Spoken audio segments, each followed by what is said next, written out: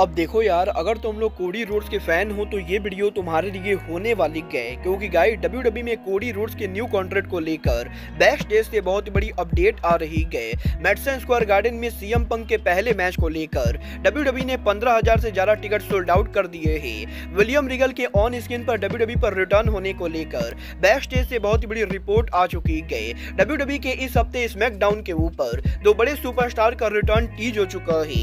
WWE के WrestleMania hall of famer को लेकर ट्रिपल एच के हाथ में बहुत ही बड़ी पावर आ चुकी है। तो गाइज वहीं एजे स्टाइल के डब्ल्यूडब्ल्यूई में फ्यूचर को लेकर बैक स्टेज से काफी बड़ी अपडेट आ रही है। तो गाइज चलिए बिना किसी देरी के शुरू करते हैं इस वीडियो को। और गाइज सबसे पहले बात करेंगे कोडी रोड्स की। अगर बात करें यहाँ पर कोडी रोड्स की, तो गाइज ये बात तो मैंने आप लोग को ऑलरेडी बताई है। 2022 में कोडी रोड्स के डब्ल्यूडब्ल्यूई पर रिटर्न होने के बाद कोडी रोड्स ने डब्ल्यूडब्ल्यूई के अंदर मल्टी ईयर का कॉन्ट्रैक्ट साइन किया था, जहां पर कोडी के इस कॉन्ट्रैक्ट के अंदर कोडी यहां पर आने वाले 3 से 4 सालों तक डब्ल्यूडब्ल्यूई में काम करने वाले थे। बट गाइज अब यहां पर डब्ल्यूडब्ल्यूई के अंदर कोडी रोड्स के कॉन्ट्रैक्ट को एक्सटेंड किया जा रहा है। और गाइज यहां पर डब्ल्यूडब्ल्यूई कंपनी ये मेक श्योर करना चाहती है कि कोडी रोड्स यहां पर लंबे टाइम तक डब्ल्यूडब्ल्यूई के अंदर काम कर सके।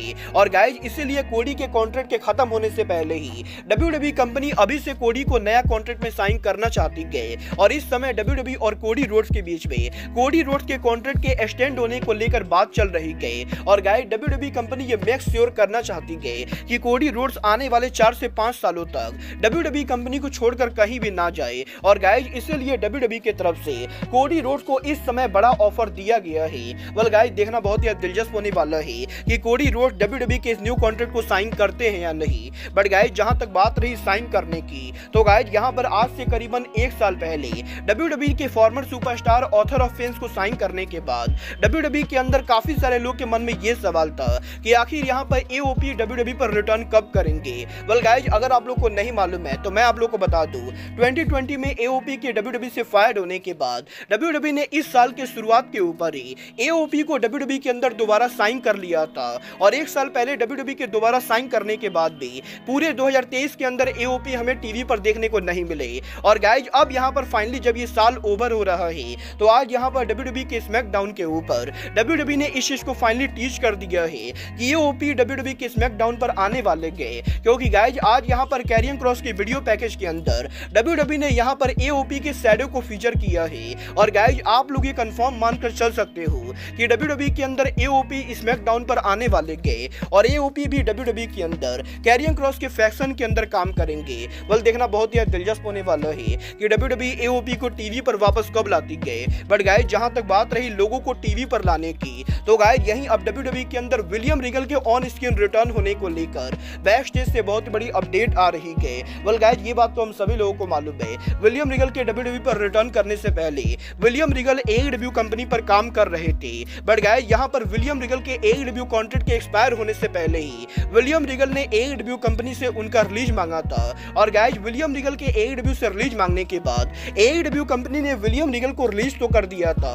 बट गाइज एडब्ल्यू कंपनी ने ये रूल रखा था कि विलियम रिगल अगर यहां पर डब्ल्यूडब्ल्यूई को ज्वाइन करते गए तो विलियम रिगल डब्ल्यूडब्ल्यूई के ऑन स्क्रीन पर अपीयर नहीं होंगे। और गाइज जिस तरीके से डब्ल्यूडब्ल्यूई के अंदर रेसलर्स के फायर्ड होने के बाद 90 डे का नॉन कम्पीट क्लॉज लगाया जाता है, उसी तरह से एडब्ल्यू के विलियम रिगल को रिलीज करने के बाद विलियम रिगल ने भी ऑन स्क्रीन का नॉन कम्पीट क्लॉज लगाया था।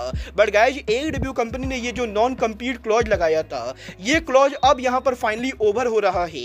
और गाइज यहां पर अगले साल 2024 के अंदर विलियम रिगल फाइनली डब्ल्यूडब्ल्यूई के टीवी पर अपीयर हो सकते गए। और अगले साल विलियम रिगल के नॉन कम्पीट क्लॉज के ओवर होने के बाद विलियम रिगल दोबारा से डब्ल्यूडब्ल्यूई के एनएक्सटी या मेन रोस्टर के ऊपर हमें यहां पर ऑन स्क्रीन पर देखने को मिलेंगे। वेल गाइस देखना बहुत ही दिलचस्प होने वाला है कि डब्ल्यूडब्ल्यूई विलियम रिगल को ऑन स्क्रीन पर कब और कैसे लाती है। बट गाइज चलिए फिलहाल आगे बढ़ते और बात करते हैं डब्ल्यूडब्ल्यूई के हॉल ऑफ फेमर 2024 की। वेल गाइज ये बात तो हम सभी लोगों को मालूम है, हर साल डब्ल्यूडब्ल्यूई के रेसलमेनिया के पहले डब्ल्यूडब्ल्यूई कंपनी काफी सारे हॉल ऑफ फेम इंडक्शन करती है। और गाइज यहीं अब 2024 में डब्ल्यूडब्ल्यूई के हॉल ऑफ फेमर को लेकर डब्ल्यूडब्ल्यूई में ट्रिपल एच को काफी बड़ी पावर मिल चुकी है। गाइज ट्रिपल एच के डब्ल्यूडब्ल्यूई के हेड ऑफ क्रिएटिव बनने के बाद अब डब्ल्यूडब्ल्यूई कंपनी ने ट्रिपल एच को ये पावर दे दिया है कि वो यहाँ पर डब्ल्यूडब्ल्यूई के अंदर अब ये डिसाइड करेंगे कि डब्ल्यूडब्ल्यूई के किस लेजेंड को हॉल ऑफ फेमर बनाना है। और गाइज बेसिकली यहाँ पर 2024 के अंदर WWE कंपनी जिसको भी हॉल ऑफ फेमर इंडक्ट करेगी वो यहाँ पर पूरी तरह से ट्रिपल एच का डिसीजन होने वाला है। और बेसिकली यहाँ पर ट्रिपल एच अब ये डिसाइड करने वाले गए कि WWE के अंदर किसको हॉल ऑफ फेमर बनाया जाएगा। वेल देखना बहुत ही दिलचस्प होने वाला है कि ट्रिपल एच को इतनी बड़ी पावर मिलने के बाद WWE के अंदर ट्रिपल एच अगले साल किसको हॉल ऑफ फेमर बनाते गए। बट गाइस चलिए फिलहाल आगे बढ़ते और बात करते हैं एजे स्टाइल के WWE में फ्यूचर प्लान की। वेल गाइस बात करें यहाँ पर एजे स्टाइल की तो गाइस यहीं आज WWE के स्मैकडाउन के ऊपर एजे स्टाइल के ट्राइबल चीफ रोमन रेंस को चैलेंज करने के बाद और एजे स्टाइल के रेंडी ऑर्टन एले नाइट दोनों पर अटैक करने के बाद अब एजे स्टाइल के WWE में फ्यूचर को लेकर काफी इंटरेस्टिंग अपडेट आ रही है। वेल गाइस इस हफ्ते रेसलिंग ऑब्जर्वर डेव मिल्जर का ये कहना है कि एजे स्टाइल के WWE पर रिटर्न होने के बाद अब एजे स्टाइल ना तो पूरी तरह से बेबी फेस रहने वाले गए और ना ही एजे स्टाइल पूरी तरह से हील रहने वाले गए। और करंटली यहाँ पर WWE के अंदर एजे स्टाइल एंटी हीरो की तरह काम करेंगे जहां पर एजे स्टाइल को जिस पर मन करेगा उस पर अटैक करेंगे। और WWE कंपनी ने अभी तक ये डिसाइड नहीं किया है कि एजे स्टाइल पूरी तरह से हील बनेंगे या एजे स्टाइल बेबी फेस रहेंगे। वेल अब ये तो आने वाला टाइम बताएगा कि WWE के अंदर एजे स्टाइल पूरी तरह से हील टर्न करते हैं या नहीं। बट गाइस चलिए फिलहाल आगे बढ़ते और बात करते हैं सीएम पंक के मैडिसन स्क्वायर गार्डन में इन रिंग रिटर्न की।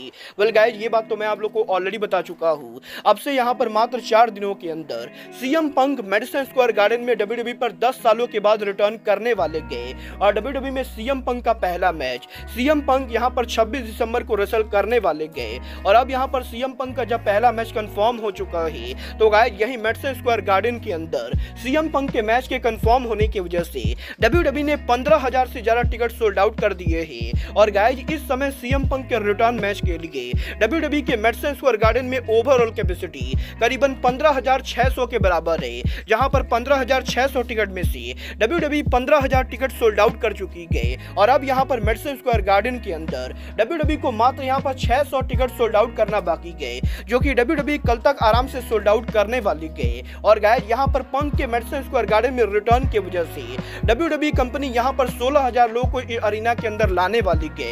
वेल देखना बहुत ही दिलचस्प होने वाला है कि सीएम पंक की वजह से इतने ज्यादा टिकट सोल्ड आउट होने के बाद WWE में सीएम पंक का पहला मैच कैसा होता है। बट गाइस फिलहाल के लिए अब आज के इस वीडियो में बस इतना ही। मैं मिलता हूं आपसे अपने अगले वीडियो में। बट गाइस तब तक के लिए good bye, good night and bang.